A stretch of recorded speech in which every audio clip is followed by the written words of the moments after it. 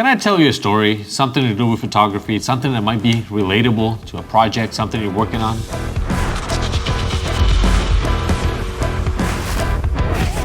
This is a story all about how my life got flipped and turned upside down. And I'd like to take a minute, well, maybe more like 10, to explain to you this whole situation and what happened and how we ended up with these incredible results. I'm on scene of a working structure fire. This is a single-family, two-story residence with flames showing in the windows on the opposite side.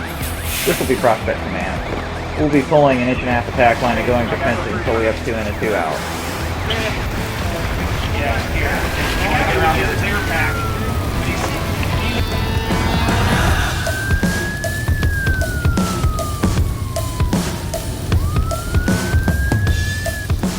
Now, before we start, I'd like to thank all the channel members. You guys are amazing. Thank you so much for all of the support. Now, this is something that happened a few months ago, 3 months ago, I think. And I was asked if I could help put together a calendar. They already had the photos. They just wanted my help to add the dates and stuff because I have a little bit of experience with that. For the last few years, I've been doing calendars for Circles in the Sand or helping with the pictures for them. Last year, I did my own calendar, which was a flop, but I got a lot of experience. There's a levy commission that's trying to get a levy through so they can get more money to keep the fire department. Because anyway, it's a big blah, blah, blah story. My job was to put the pictures together and the dates. But most of them were cell phone photos. So they don't have the, the size or the reach with the long lens or, they were good images. They just didn't quite have what I was envisioning for a calendar. So that's why I thought it would be a great idea if I took my camera and met these guys once a week or so to get 12 images. I mean, it's 12 photos. How hard can it be?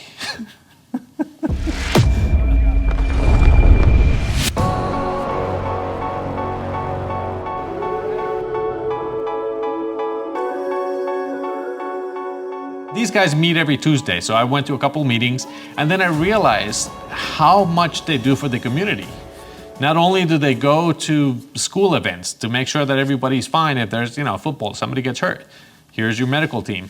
If you twist your ankle out in the woods, they'll go out and rescue you. If you have a car crash, they're the first ones at the scene. It's not just fire, which they also do fire. Halloween, they'll dress up for Halloween and go give candy to the kids.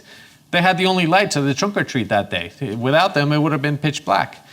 They do so many different things for the community, and that's where I thought, if I break up everything they do and do one picture per month, it would be a great way to remind the community what these guys are doing. Another thing that they do is they'll go out to your property and clean up your yard if there's any debris, anything that could cause a fire or feed a fire. The fire mitigation program, and it's all free. Before this even started, I had done a group photo for everyone in the department, and that ended up being the cover shot. And then I had that printed fairly large in like a banner. And I heard from some of the volunteers that now they felt like a real department. That's kind of what motivated me into doing different photo shoots, is to get everyone together again. And that was really moving and inspiring. That's why I wanted to do more for a group that does so much. Now let's talk about some of the photos in the calendar. Not all of them because we're not gonna have time for that, but look at this one. Look at that's a really old fire truck they had. That's Old Smoky. By the way, it felt awesome when you make a Funko, be like, hey, could you guys bring the truck out? Here it is. Who does that? And they brought Old Smoky to get that panning shot, which, you move the camera the same speed as the truck's moving, and now it shows and implies that movement. That was not Photoshop, that was actual photograph of the truck moving down the road. In one of the training sessions, we set up lights. I had this light here as bright as it could go, like orange. I had another one over there in red, so it looked like fire. And I brought my fog machine, and it literally flooded everything with fog, and it looked like flames. And that's where this photo came in. I did have to Photoshop the flames in the background. And actually that headlamp she had there, that was not on. I turned it on in Photoshop. So that's just a little bit extra, but the look, the yellow, the glow, the fog, it looks like smoke. That was there. Poor Bambi was a little scared, but she did great. So Bambi is Miss February. That was a really cool experience to see what happens in these rescues, how they train to bring one of their own guys out if something happens. I mean, it's eye-opening. This photo to me was very heartwarming, and it was very important to put out there because what happens if your house burns down and you're not home and you got pets at home? You know, we don't think about these things because why would you? You know, people that think about this have to be sick, which makes me rethink why I thought about doing this photo. They also do like trail rescue. So we went on the trail and pretended to be rescuing somebody. It was raining, we were wet. They didn't care, they were there for the photos. That's, again, awesome people. Now for this, I did use a smoke bomb. Poor guys. That one and this one in the back, we used a smoke bomb and that was horrible. The smell, just being there. They're very strong bombs, but they did amazing. It's for the visual, you know, we gotta play with toys we have. Action, low light. This is the day they rescued Bambi from that fake fire. They were prepping and training to do all of this. And before it got dark, we got some of those photos. Now, most of the techniques used here, you can find at the photography course that I just released here on YouTube. There's a link down below if you want to learn a little bit more about it. This was one of the last ones we did for the photo shoot. It was a group action shot. This is when they're trying to put out fires or make a trench so fire doesn't go across a fire line, whatever you call it. It was dark, very low light because it was in winter, 5 o'clock. It was completely dim, so I had this light and another light. This light, I think it was. I only had 2 lights with me. We did the fire truck and we did the fog machine again, because when you don't have light, the complete black background tends to be a little distracting. So by adding fog, you fill it in with light. You see the light.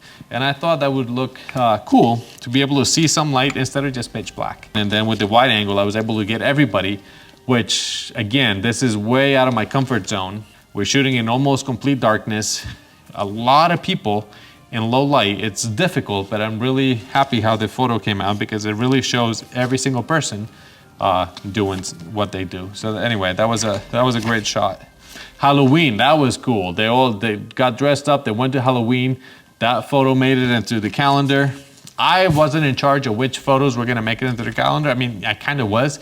I selected 2 or 3 options every month and then I brought them to the levy committee and let them decide which ones they wanted for the calendar because this was for them. Now this photo, this was definitely a fun photo shoot. Now I can't tell you who was taking the photograph. This is extremely dangerous, so I don't recommend it. Like I said, I'm not gonna say who the photographer was because it's probably not safe or legal. But when you're holding the camera down inches from the ground, trying to take a photo, if you have a remote, that helps.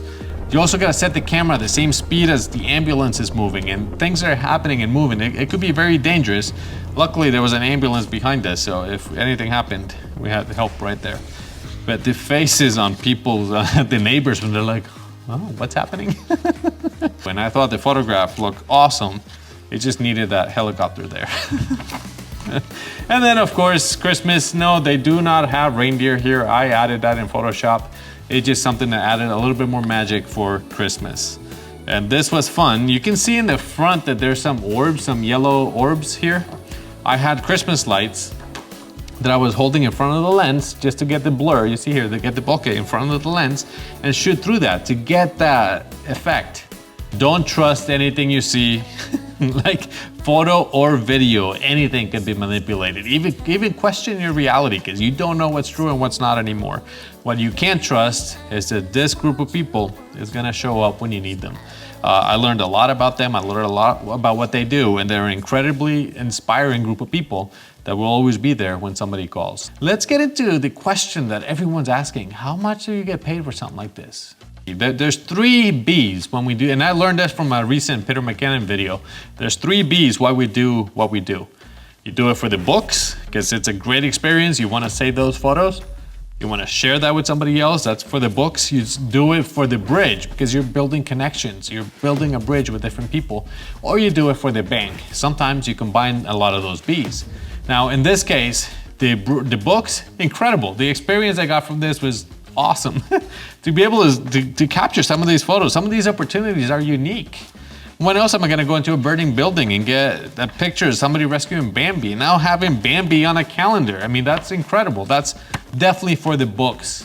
Now the other B, bridges. I made a lot of connections. I know a lot of good people now. And I like to think that if anything happens to me, they'll be there first. So that's another B. Now the other B, the bank. Business 101 tells you that if you want to make money, you have to make it from people that have money. This is a group that's completely broke. They're trying to figure out how to make some money to keep everything going because of rules that somebody else makes somewhere else. Hundreds, if not thousands of miles away, somebody's changing rules and they have to comply. So they have to get new gear, new equipment, new certifications, all of that costs money. So they're broke, they don't have money. I can't make money from them. Besides, they asked me to just add dates. This was my idea, to take it to another level. So I can't charge somebody for something like that. But as a photographer, you get paid in so many different ways. The experience I got from this is invaluable. To get to meet this kind of people was incredible. The inspiration I got from this was great. So there's so many different ways that we get paid as photographers and everything we do. I mean, yes, I like to do everything for money, but that's not how this works. Another thing I learned from another YouTuber, Wollertz Photos, Jared Poland, he said, we do the jobs we have to do to afford the jobs we want to do. And this was definitely a job I wanted to do. That was my idea, to do specific photo shoots for this.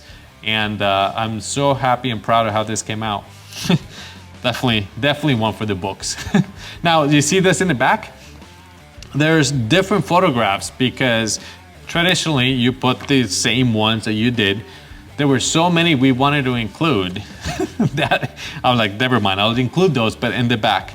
Yes, that was not a real fire. That was the fake smoke and stuff. So same thing with that one. I mean, and this one up here in the middle. That was the same thing. That was a fog with the lights that made it look like fire. Again, for the practice, the experience, incredible. They even rescued Bambi. Now, all of this might sound kind of weird because when I was in the city, when I lived in New Jersey, you don't have that neighborhood, that neighborhood feeling. And to see people like this that will go do all this stuff and volunteer their time to go rake your yard or bring firewood to their neighbor that doesn't have any, that elderly neighbor that doesn't have firewood. They'll bring in firewood for you so you don't freeze to death. These are the types of things you see in old movies, not in 2024, 2025. You don't seem to see this. So this was very refreshing, very inspiring, and to see that sense of community again and bring that alive, and to be able to show that in a calendar that has my name on it, my logo on it, that is awesome. It was an incredible experience. And the other thing is now we also have a few photos for next year. We don't have to hurry up and get them all done in 6 weeks. This was, again, I recommend doing something like this because you can learn a lot about different photography techniques. But check with your local fire department. They might even have in their budget, well, I don't even know what you would call it, an advertising expense, a fund gathering, something. You need money to make money. They might even get a grant to pay you as a photographer to take pictures for a fundraiser. I don't know. You never know until you ask. But local fire departments grants, these are very specific, and there might be an opportunity for somebody. I highly recommend it. This is a great experience. You're gonna meet really cool people, and you're gonna get unique images that you might not ever get again. And I think it went past my 10-minute mark about how my life got flipped and twisted upside down. I forgot how the lyrics went, but anyway, thank you very much for watching. Don't forget to like and subscribe. If you wanna learn a little bit more about all of these techniques, remember there's a link down below with this photography course explaining in detail each one of these techniques. So thank you very much. Like, subscribe. See you guys. See you next week. Bye. Here's my remote.